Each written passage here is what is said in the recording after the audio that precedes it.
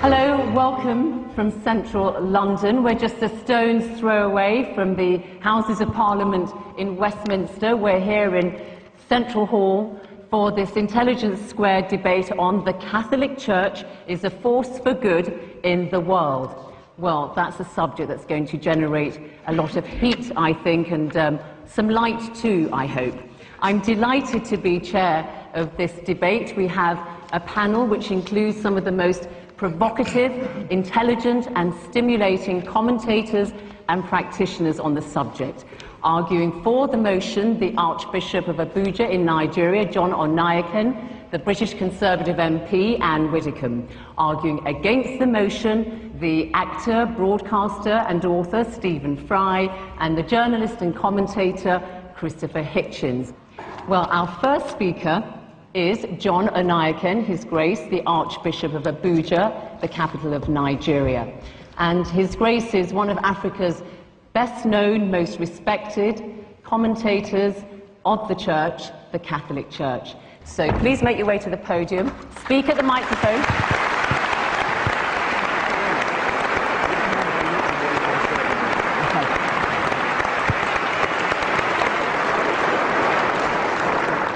Friends, I certainly must say I'm grateful to be here, because for me it's more than a matter of debate, because that's what my life is all about. If I didn't believe that the Catholic Church is a force for good, I would not devote my whole life to precisely working in that institution, hoping that I am involved in something that is good for the whole world. You see, for me to be a Catholic is a gift of God. Let me start with the word church, the Catholic Church. Obviously, it means many things to many people, but I think as an archbishop, I should be in a position to say what it does mean, especially to us Catholics.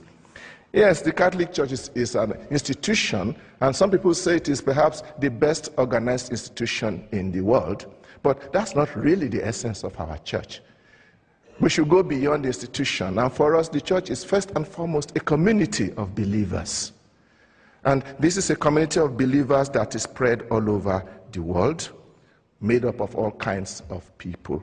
And the institution itself, as well as those whom we normally consider church people, people dressed up like me, for example, we are there only because of that huge community of people who are Catholics. I'm stressing this so that when you are asking yourself, is the Catholic Church a force for good in the world, don't look at me, don't look at Benedict XVI, look at the Catholics all over the world.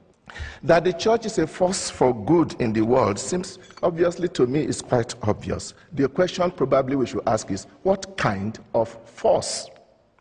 There was once an arrogant dictator who asked in disdain, how many battalions has the Pope?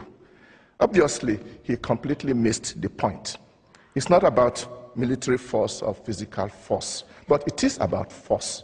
It's about the force of a spiritual message, the force of values, which has stood the test of 2,000 years. And not only 2,000 years in time, but has spread its message all over the world among different kinds of people, different races.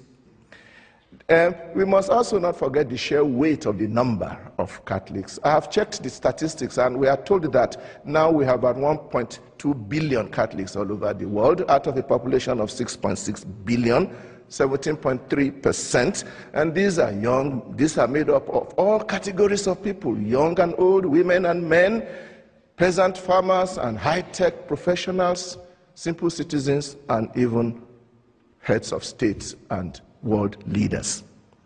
This is the great army that is a great force for good in the world, and whatever they are doing, we consider it as being done largely also as a result of the spirit that guides them.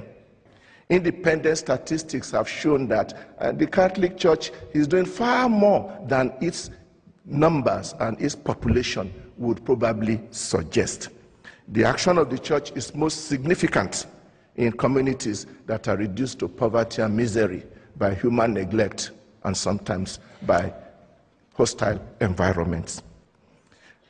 Talking of statistics, I spoke recently with the Director General of UNAIDS, which is the United Nations Agency for HIV and AIDS, and he said that 26% of the health institutions in the world directly involved with the treatment of HIV and AIDS are run by the Catholic Church. And please note that it is a well-known policy of our church that whenever we are engaged in social welfare work, it is always given to all without any discrimination, whether you believe or not, irrespective of creed. Indeed, it is an integral part of our faith that our church is made up of saints and sinners.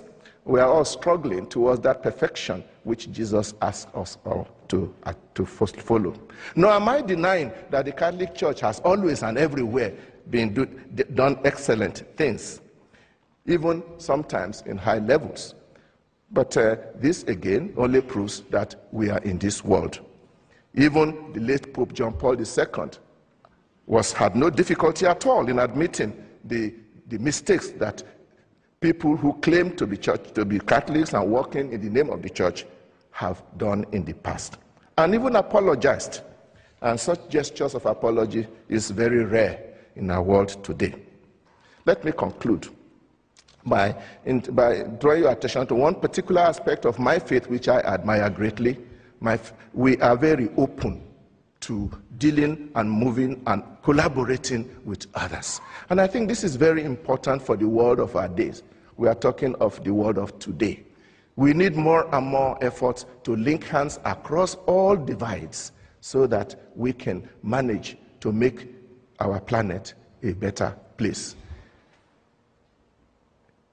a world of justice and peace. Is there still anybody here who still doubts whether the Catholic Church is a force for good in the world? Thank you very much.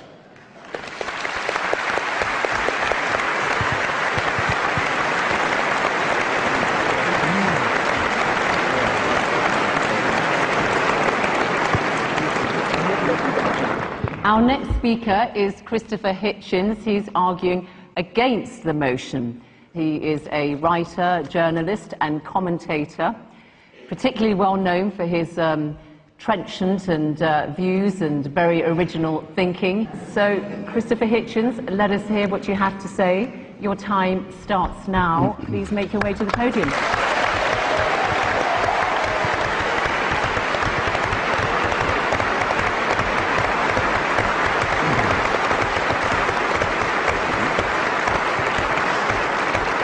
I'm sorry to have to begin by disagreeing with His Grace. If you're going to be a serious grown-up person and appear to defend the Catholic Church in public in front of an educated and literate audience, you simply have to start by making a great number of heartfelt apologies and requests for contrition and forgiveness. Now, you might ask, you're fully entitled to ask, brothers and sisters, who am I to say that? Well, in the Jubilee Millennium Year of 2000, the Vatican spokesman, Bishop Piero Marini, said, explaining a whole sermon of apology given by His Holiness the Pope, given the number of sins we've committed in the course of 20 centuries, reference to them must necessarily be rather summary. Well, I think Bishop Marini had that just about right. I'll have to be summary too. His Holiness on that occasion, it was March the 12th, 2000, if you wish to look it up, begged forgiveness for, among some other things, the Crusades, the Inquisition, the persecution of the Jewish people, injustice towards women, that's half the human race right there, and the forced conversion of indigenous peoples, especially in South America, the African slave trade, the admission that Galileo was right,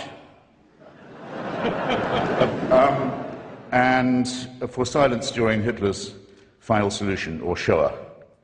And it doesn't end there. There are smaller but significant, equally significant, avowals of a very bad conscience.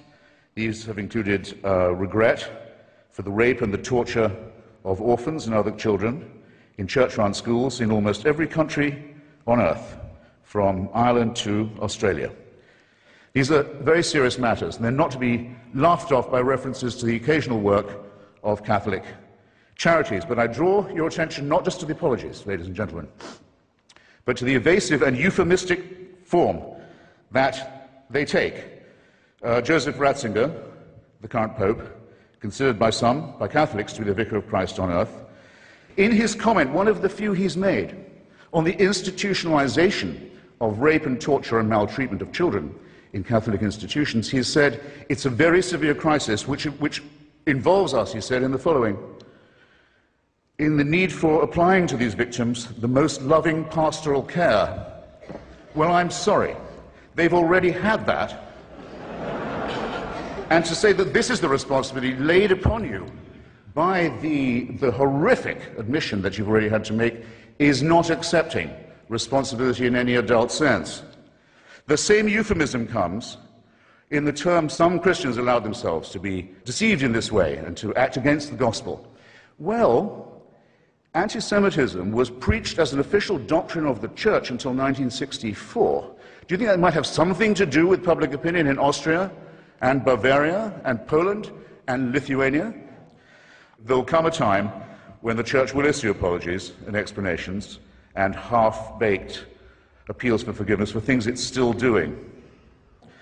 I think that there will be an apology for what happened in Rwanda, the most Catholic country in Africa, where priests and nuns and bishops are on trial for inciting from their pulpits and on the church's radio stations and newspapers the massacre of their brothers and sisters. Staying in Africa, I think it will one day be admitted with shame that it might have been in error to say that AIDS is bad as a disease, very bad, but not quite as bad as condoms are bad, or not as immoral in the same way. I say it in the presence of His grace, and I say it to His face. The preachings of His church are responsible for the death and suffering and misery of millions of His brother and sister Africans, and He should apologize for it. He should show some shame.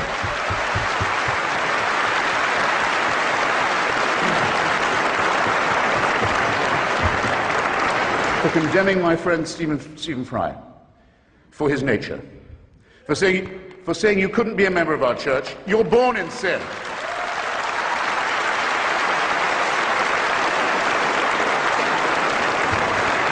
He's not being condemned for what he does, he's being condemned for what he is. You're a child made in the image of God. Oh no, you're not. You're a faggot. And you can't join your church and you can't go to heaven. This is disgraceful. It's inhuman. It's obscene. And it comes from a clutch of hysterical, sinister virgins who've already betrayed their charge in the children of their own church. For shame, for shame. I don't wish any ill on any fellow primate or mammal of mine, so I don't at all look forward to the death of Joseph Ratzinger. I don't. Or any other pope, not really. Except for one tiny reason which I ought to confess and share with you. When he dies, there's quite a long interval till the conclave can meet, and for that whole time, that whole interval, it's a delicious, lucid interlude, there isn't anyone on earth who claims to be infallible. Isn't that nice? All I want to propose in closing is this, that if the human species is to rise to the full height that's demanded by its dignity and by its intelligence, we must all of us move to a state of affairs where that condition is permanent. And I think we should get on with it. Okay, thank you for having me.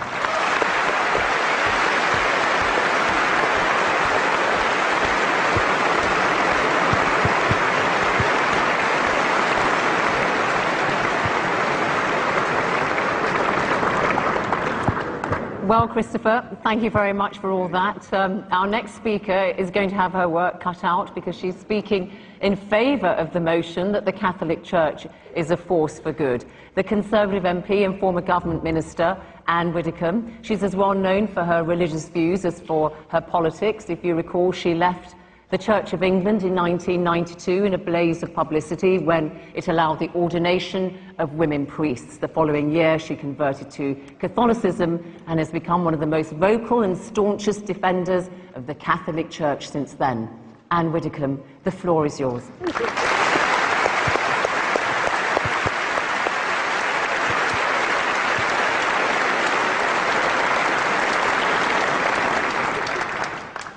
If a apologies are due tonight. They are due from Christopher Hitchens, who has just run through one of the longest series of misrepresentations of the Catholic Church that I have heard in a long time. He has said, with that certainty which characterises his utterances, that the Catholic Church has had a history of anti-Semitism. Let us just look at the record of the Catholic Church. When the Jewish community was under the most serious threat that it has faced in recent centuries, and just look at the role that the Catholic Church played in the last World War. Mr. Hitchens ignores the thousands of Jews who were secreted and rescued in churches and monasteries throughout Europe.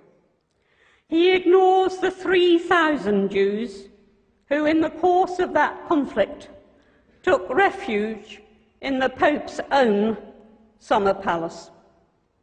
And coming nearer to our day, of course, Christopher Hitchens is right, and who could possibly dispute with him, that the abuse of children, of innocent children, is one, in fact, it is the worst offence that anybody can commit. Of that, no doubt. But again, he seems to think that the Catholic Church should have had some unique insight, which demonstrably was lacking in society as a whole. Do not expect the Catholic Church somehow, when that was the state of knowledge at the time, to have acted in a unique and completely different way. In retrospect, yes, of course. In retrospect, yup. In retrospect, it should have done. So should the magistrates. So should the Samaritans. So should the National Council of Civil Liberties. But when we ask whether the Catholic Church is a force for good, let's just try to imagine a world today without, for example, the billions of pounds that are poured into overseas aid by the Catholic Church, contributing year on year more than any single nation. Imagine the developing world had been left without the input of the medicine and the education that was brought to it by the missions. Imagine the absence of those collections Sunday upon Sunday for famine relief. Imagine the absence of the church in the local community. We play a vital role. And you don't need to be a Catholic to acknowledge that we play that role. What is the church? It is its members. It is the nuns and the monks and the priests and the lay workers and the congregations. It is not just the hierarchy of the church. And I believe that the church to which I belong is a massive, massive force for good. But let us not just keep the debate at that level.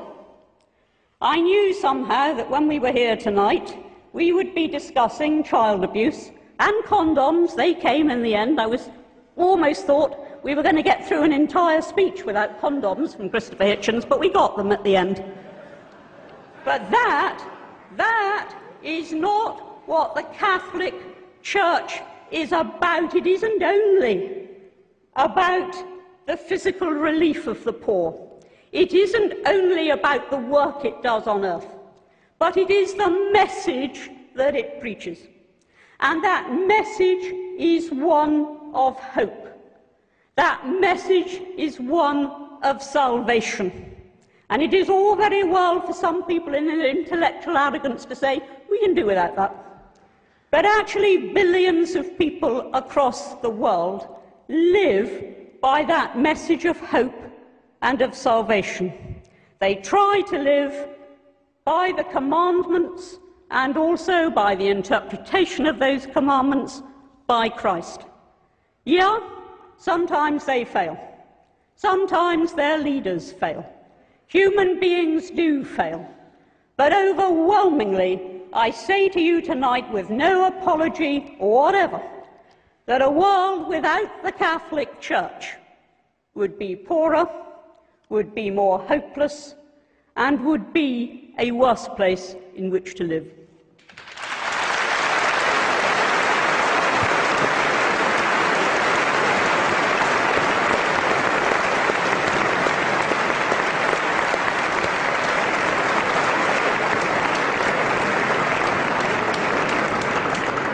Well, thank you very much indeed, Anne Widdicombe. And our final speaker is against the motion, Stephen Fry, a bit of an all-rounder really. Stephen can turn his hand to many things. Stephen, let's hear your views.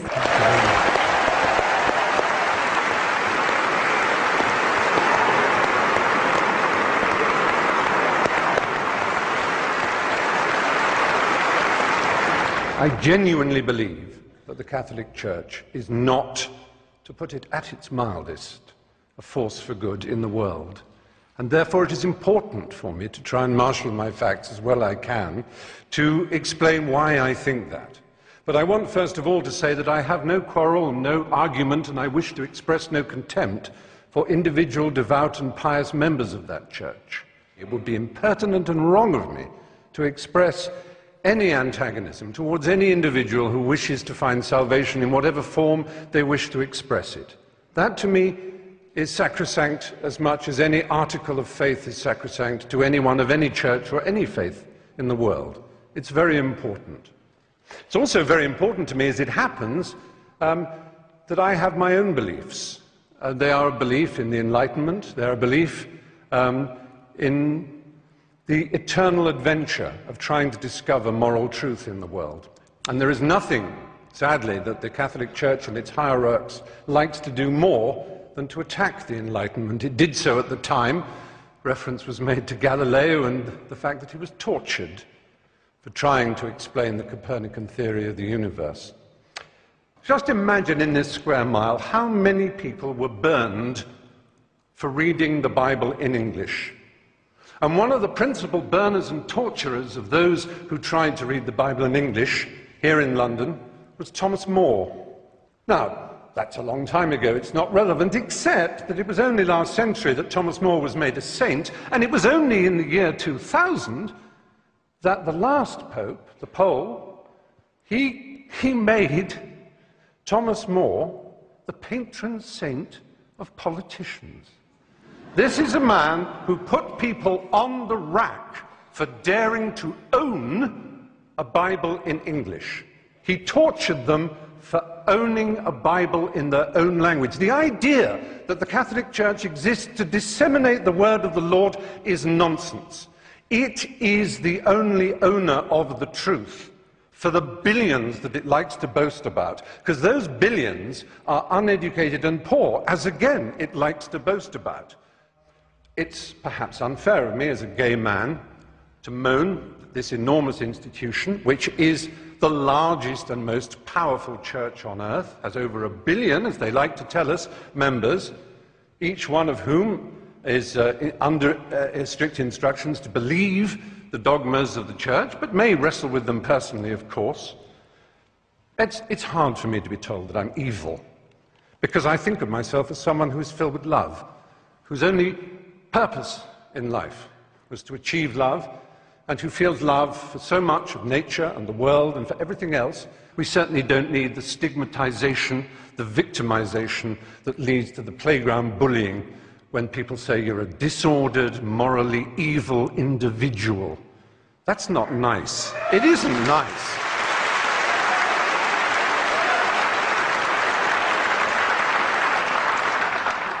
The kind of cruelty in Catholic education, the kind of let's not call it child abuse, it was child rape. The kind of child rape that went on systematically for so long. Let's imagine that we can overlook this and say it is nothing whatever to do with the structure and nature of the Catholic Church and the twisted, neurotic and hysterical way that its leaders are chosen. The celibacy, the nuns, the monks, the priesthood. This is not natural and normal, ladies and gentlemen, in 2009. It really isn't.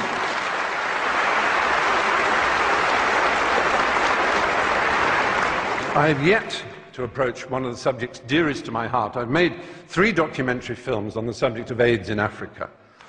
My particular love is the country of Uganda. It's one of the countries I love most in the world. There was a period when Uganda had the worst incidence of HIV/AIDS in the world.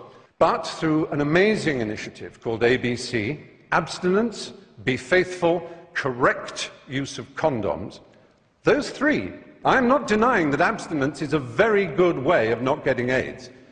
It really is. It works. So does being faithful. But so do condoms. And do not deny it. And this Pope,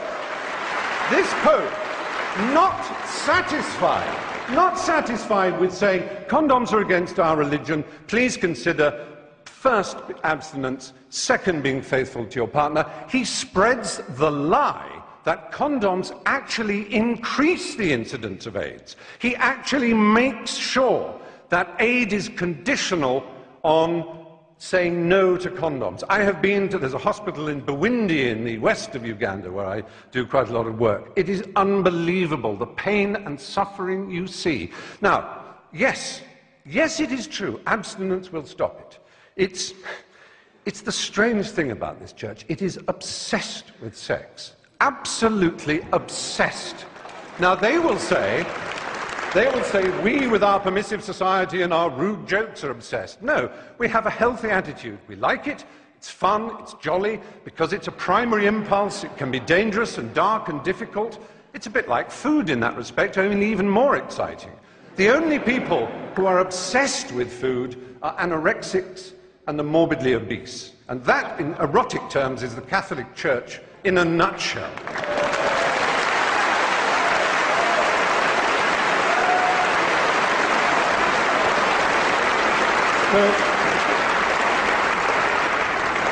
Do you know who will be the last person ever to be accepted as a prince of the church? The Galilean carpenter, that Jew. They would kick him out before he tried to cross the threshold. He would be so ill at ease in the church. What would he think? What would he think of St. Peter's? What would he think of the wealth and the power and the self-justification and the wheedling apologies?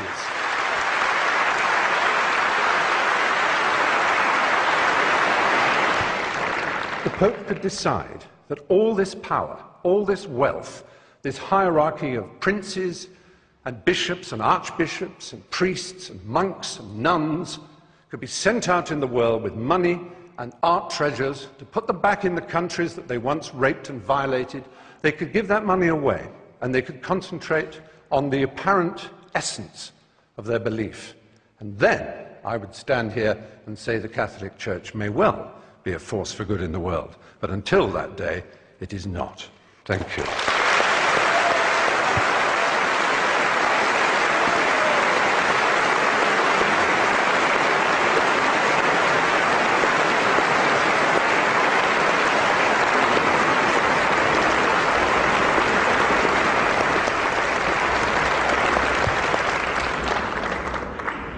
Well, Stephen Fry, thank you very much. So you've heard all our 4 speakers.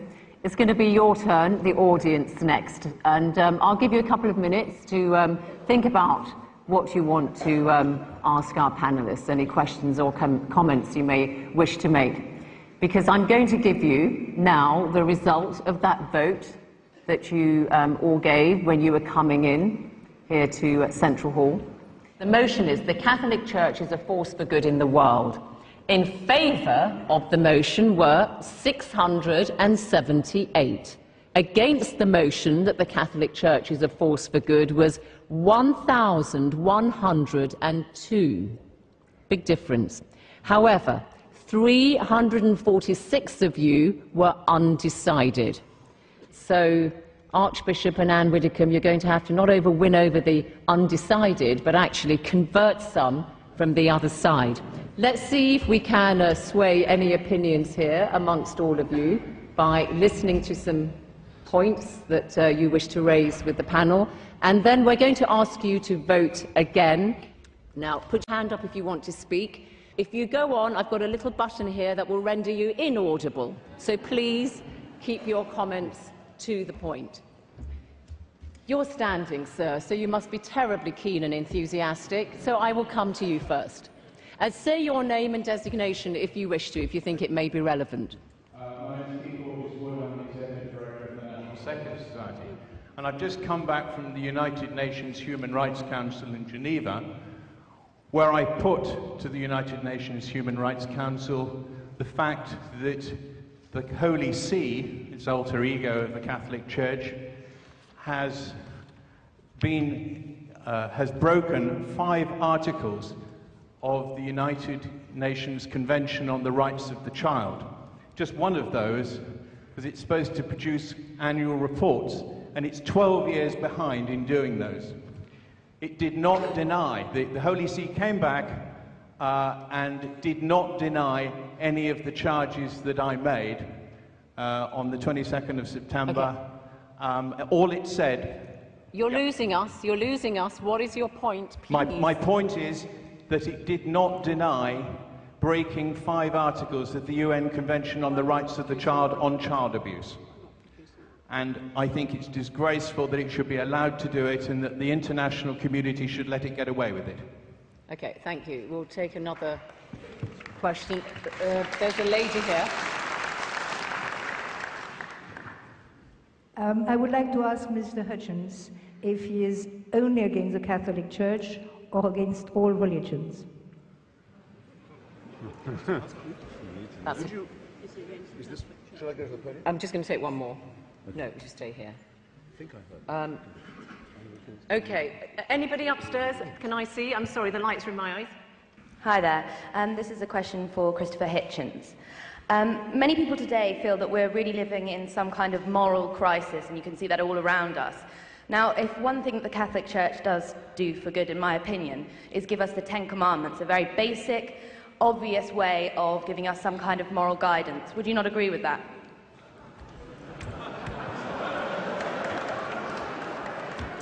Okay, well, let's just get a response here from our panel. So, 10 Commandments. Christopher Hitchens, that question was directed to you. I don't think the Catholic Church has a monopoly on the 10 Commandments, but nevertheless, is this on? It is on, just stay. Am I audible? Yeah. The lady in front began by asking me, do I reserve this condemnation only for the Holy Roman Church and not for other Catholics, for example, like Byzantine Catholics and Protestants and so on? I think they're all the same equivalent glimpses of the identical untruth. And I might use my answer to just say something about Anne Widdecombe. I knew we wouldn't get through without talk about money being given away on supposedly humanitarian projects in the Third World. You don't get that. You never get the admission that it's done to proselytize for religion either, which my friends at Médecins Sans Frontières, Doctors Without Borders, for example, or Amnesty International don't do. They don't proselytize. They do it for the sake of their fellow creatures. But if I'm debating with a Mormon and I say, are you serious? Joseph Smith got a special revelation on plates of gold in upstate New York, and I ridicule the absurdity of the Church of Latter-day Saints, he's going to say to me, boy, you should see our missionaries in Bolivia, though. It's always the same. Are you going to grant this to Hamas? The whole claim of Hamas and Islamic Jihad in Gaza is they provide social services. Is this claim valid for them too? What nonsense. No. The proper study of mankind is man, and the proper application of humanitarianism is humanistic, in my judgment. Now, of the commandments, the first, I can't list them exactly in order, I have them in my head. The first 2 or 3 are entirely about fearing the author of the orders.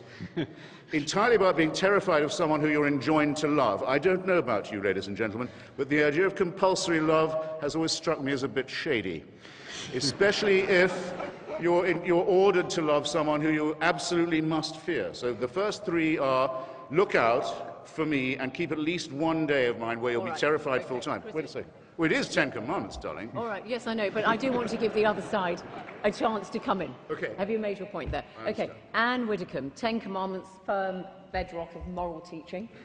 Yes, but as Christopher Hitchens took the opportunity to reply to a point I'd made, I'm going to take the opportunity to reply to a point that Stephen made, which is very simply this. He says the church is obsessed with sex. No, its critics are obsessed with sex. There's no sex in the creed. There's no sex in the Lord's Prayer. There's no sex in the liturgy. But when critics start on the Catholic Church, all they can talk about is sex, but of sex more later. If we can come to the Ten Commandments, I would have thought it quite obvious that the Ten Commandments set out a blueprint for a moral and successful society. Let us just look at some of them. Honour thy father and thy mother. Think of today's disrespect. Thou shalt not steal, thou shalt not kill, thou shalt not commit adultery, and thou shalt not covet. Tell that to the bankers with their bonuses. I actually think that if you look at the moral precepts of the Ten Commandments, they're as relevant now as they were then. Okay. Archbishop, do you want to come in briefly on this? And that point about the rights of the child, I mean, there's something that's come up quite a bit. Well, first of all, the United Nations conventions that he's talking about, they need to be well understood.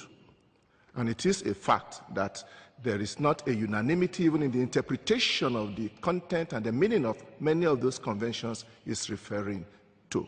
I am not particularly personally conversant with the issues he is raising, the 5 accusations that he has laid against the Holy See, but I'm sure that the permanent observer of the Holy See in Geneva would have given adequate answer to his question.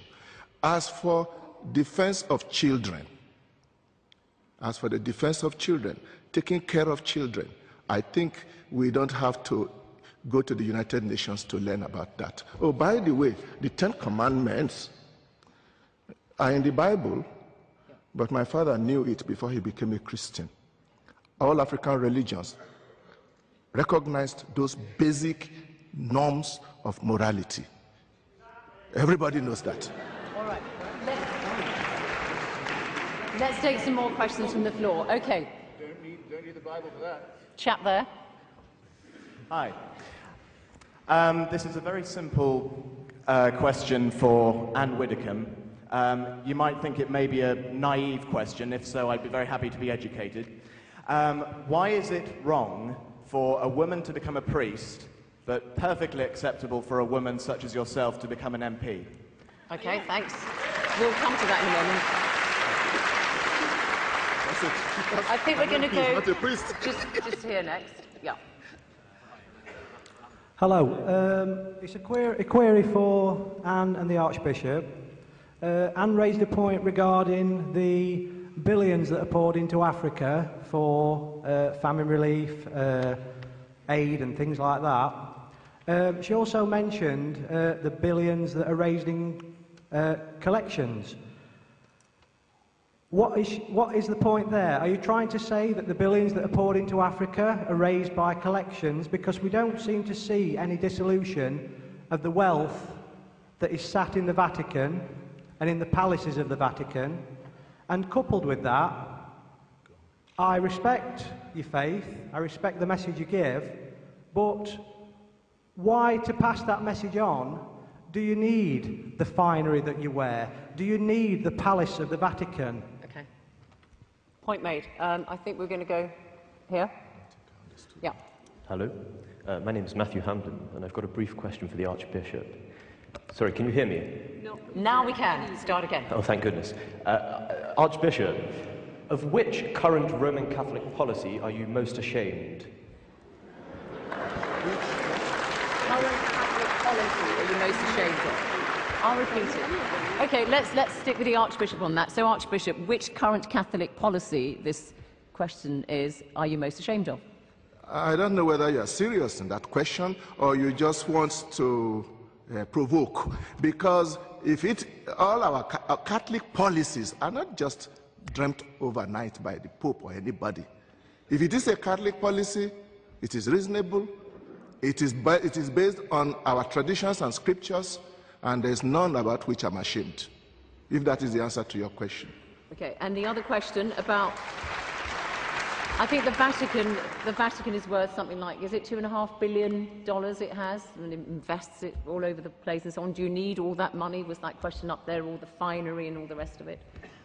I was trying to listen, I couldn't quite get... His question was, you talked about the billions in aid that goes to Africa, dispensed by Catholic organisations one way or another, but what about the wealth of the Vatican itself? Do you need all that money? If it means that they should carry St. Peter's Basilica to Africa, that's not the answer. And I don't know what billions of that he says the Vatican has.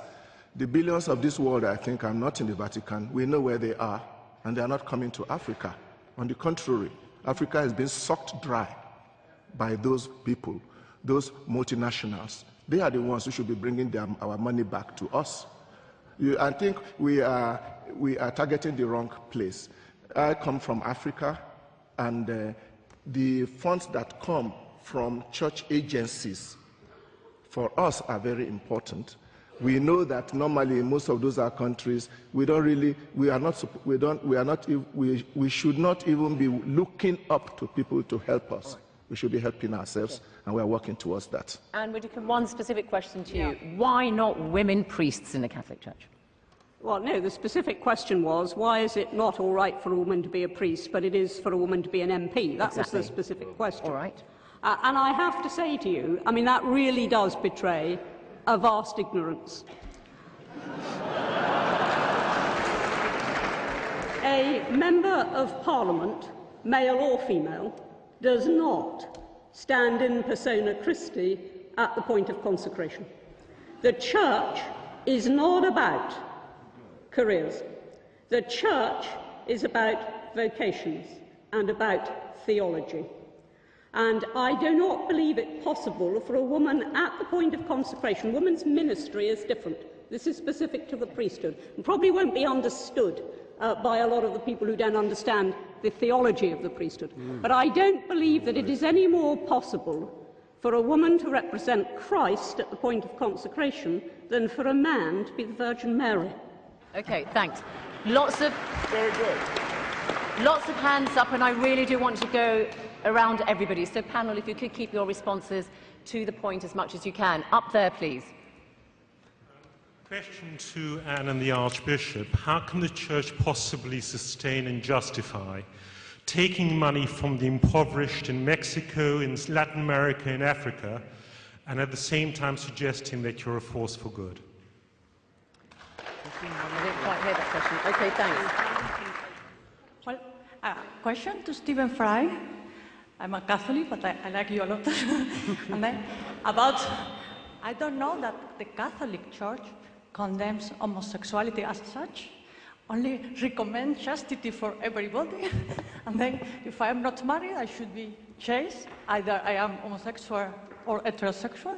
And also, as I have read in your books, you should not, or you don't consider that to be celibate for a long period is something so awful or impossible. Okay, all right, thank you. Now, okay, did I say there? Yeah. I missed that. Hi, question for Anne Widdecombe, actually. You accused Christopher Hitchens of judging the Catholic Church by the standards of the time, but surely the truths in your doctrines are either eternal or they're not.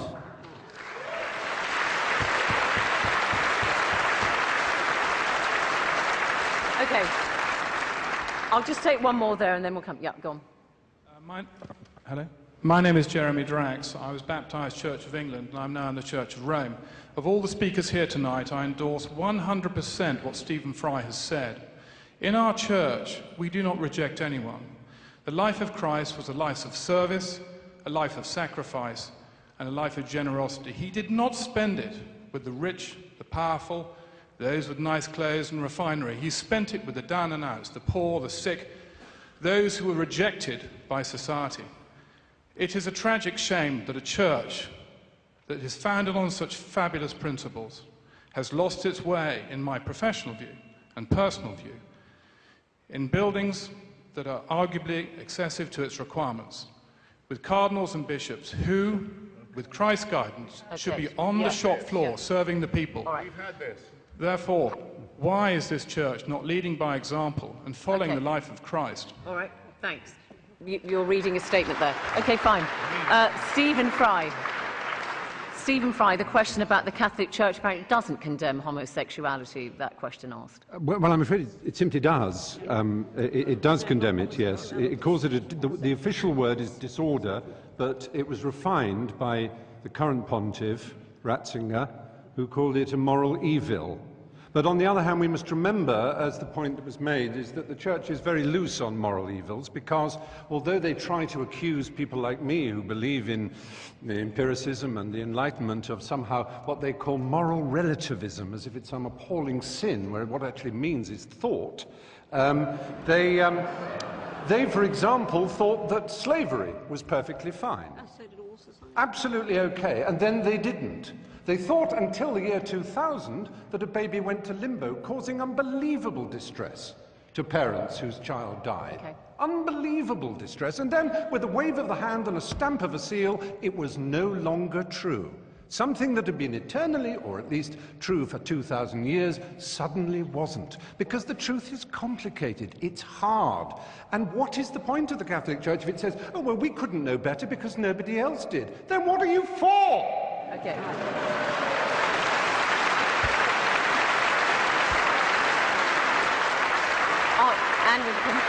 And the question about eternal truth as well, if we could,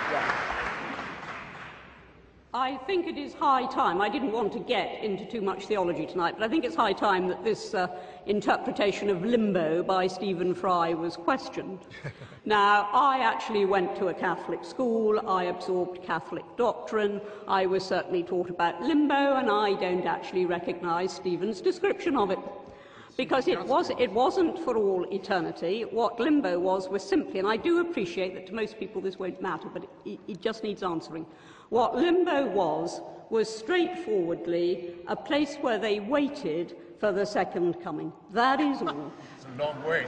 Long wait, yeah, long wait. And Archbishop, can you just clarify for us on this thing about homosexuality? The Catholic Church condemns the act but not the individual. Did Jesus Christ himself actually say anything about homosexuality? I don't think he did. That is a wrong question in this regard.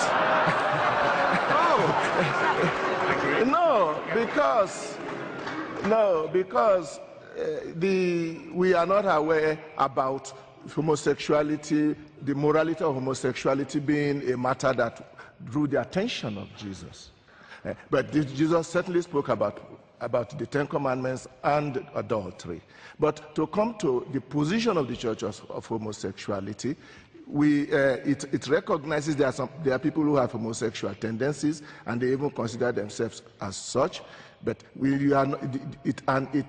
the Church also says that the homosexual acts are wrong, but that doesn't mean that those who are engaged in it are condemned outright, because each person has his own personal story. There is room for that. I do not think we should deny the Church the right to propound its own doctrines. You are not obliged to take it. Let's hear some more from the floor. I'm sorry about the question about eternal truth. We may get to that a little later. Okay, over there, up there. It actually follows on from the point just raised. As a gay man, I find the history of sexual repression and oppression that's gone on in the Church to be argued that that's just being obsessed by sex, to be a bit offensive, and I wondered if Anne Widdecombe would defend her position a little bit more on sexuality. We've had that point. We've dealt with that point. Can I go to number two? I just wanted to say on behalf of myself and my fellow degenerates that I would just like to ask all the Catholics in the room, as well as the proposing team, if they'd like to just stay out of my sex life and my bedroom. All right. That'd be great. We've had this, okay.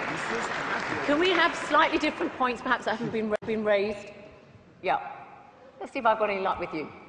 Yes. Hello. This is a point specifically to the Archbishop. He spoke about his father and how before becoming a Christian, his father had a basic grasp of the Ten Commandments from the society that he lived within.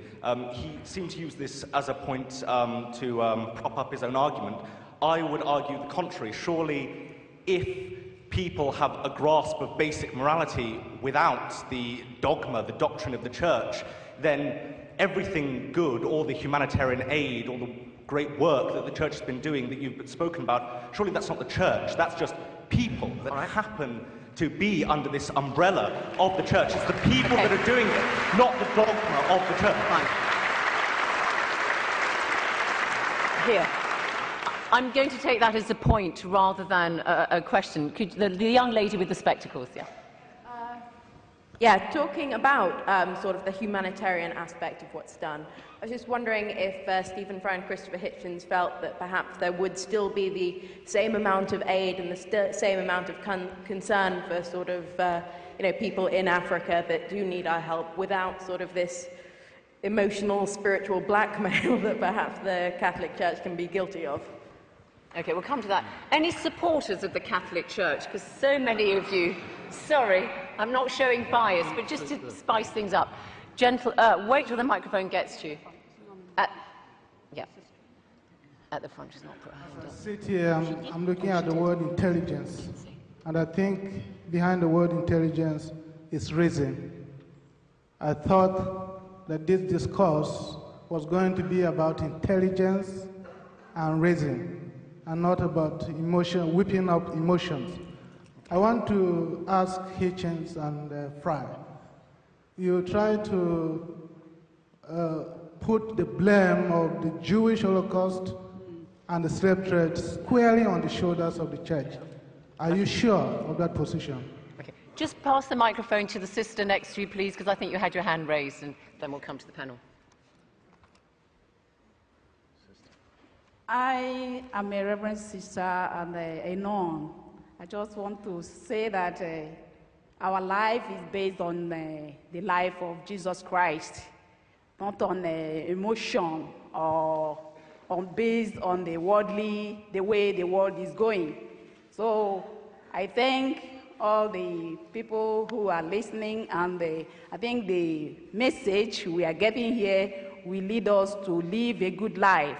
That's why myself, sitting here listening to the talk, I think it is good that we focus our attention on the life lived by our Lord Jesus Christ. Thanks very and much. What our Archbishop trying to Thank you, sister. teach us. Thank you.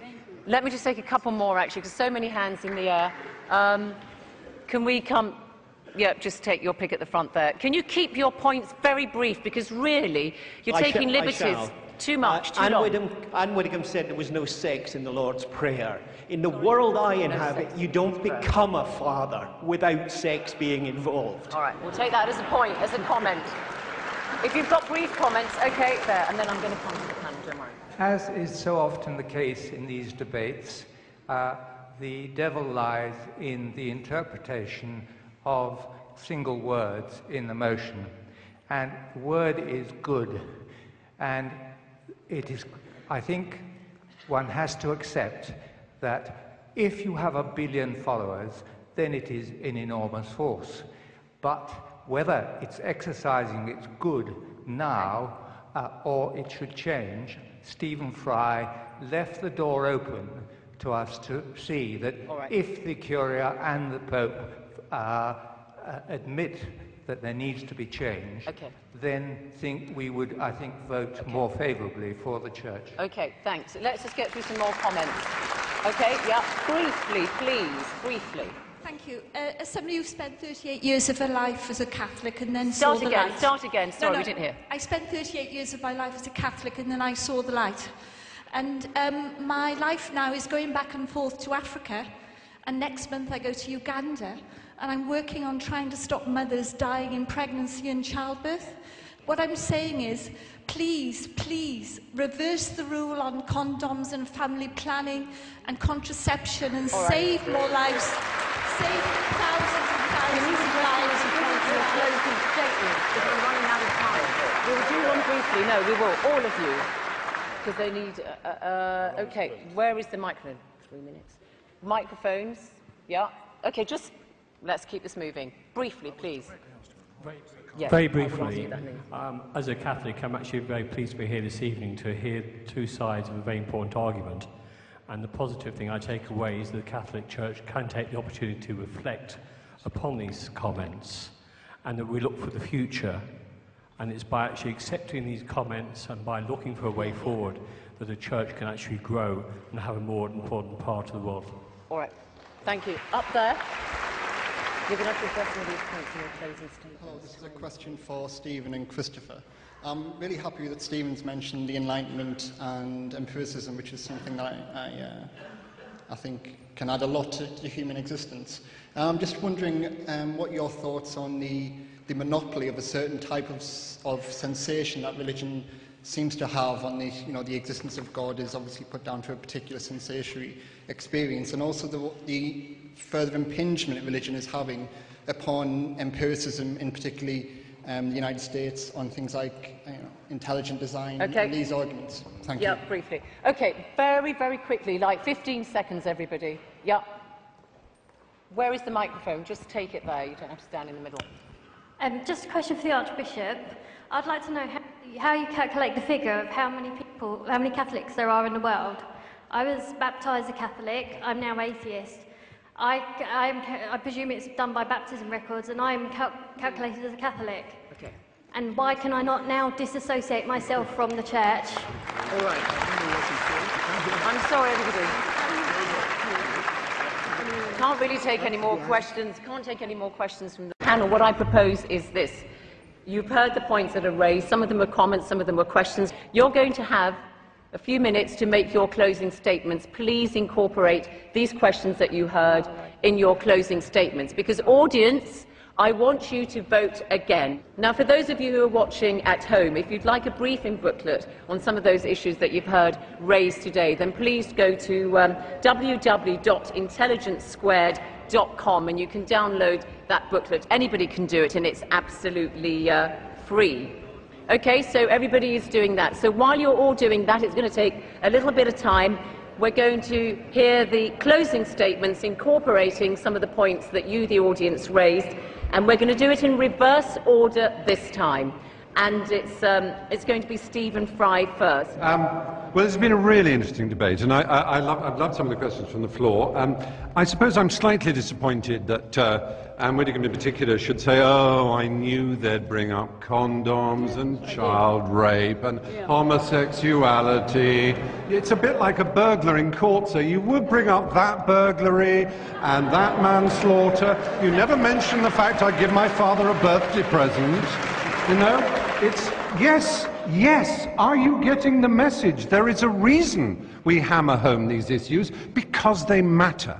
There's such an opportunity, owning 1 billion souls at baptism. It's such an opportunity to do something remarkable to make this planet better.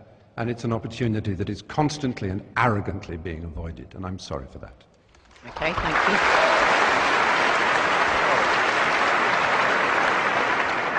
Final statement from Conservative MP Anne Widdecombe for the motion that the Catholic Church is a force for good in the world.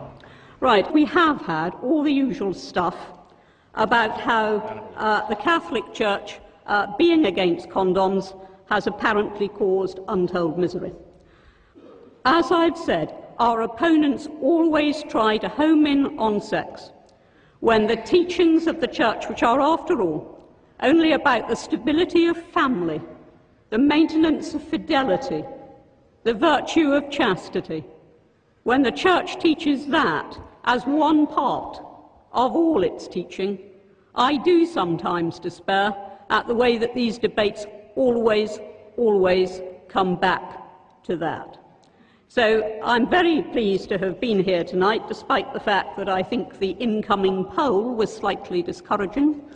I'm very pleased to have been here with the Archbishop and with the two gentlemen opposite, and thank you for the opportunity. Okay.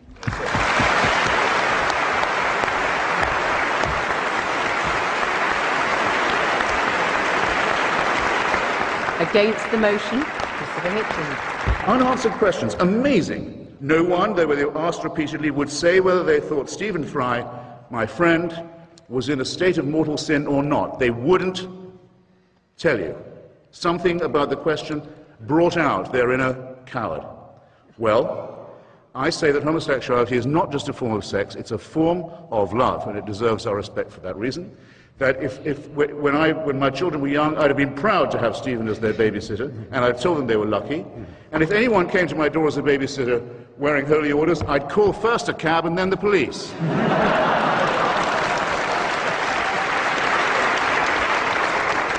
Final statement from our final speaker, Archbishop of Abuja, John Onaiken.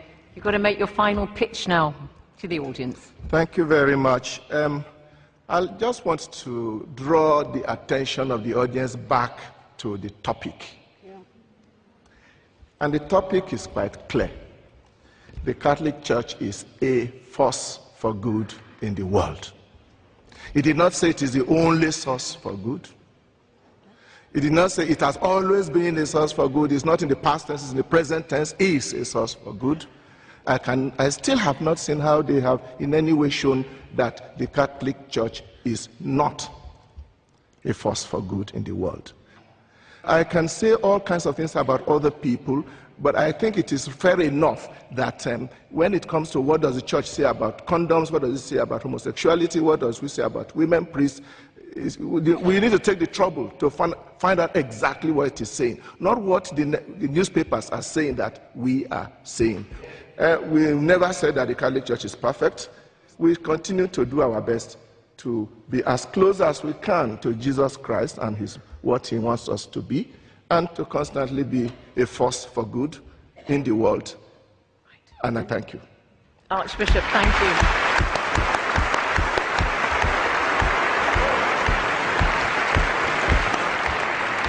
Audience, you've all voted again. Now, the Moment of Truth panel. Let me remind everybody that before the debate, when everybody came in, this is how you voted. For the motion that the Catholic Church is a force for good in the world, 678. Against the motion, 1,102. And the undecideds, the don't knows, were 346.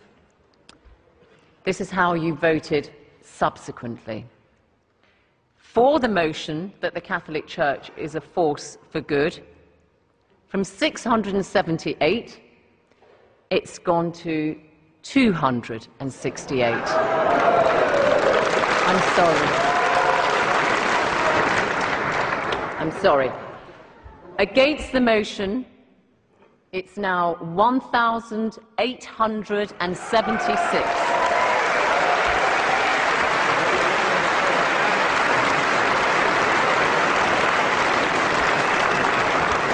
And you can see that doesn't leave very many don't knows. It's 34 undecided. So commiserations, Archbishop and Anne Widdecombe. Congratulations, Stephen Fry and Christopher Hitchens. Thank you all. From me, Zain Abadawi, goodbye.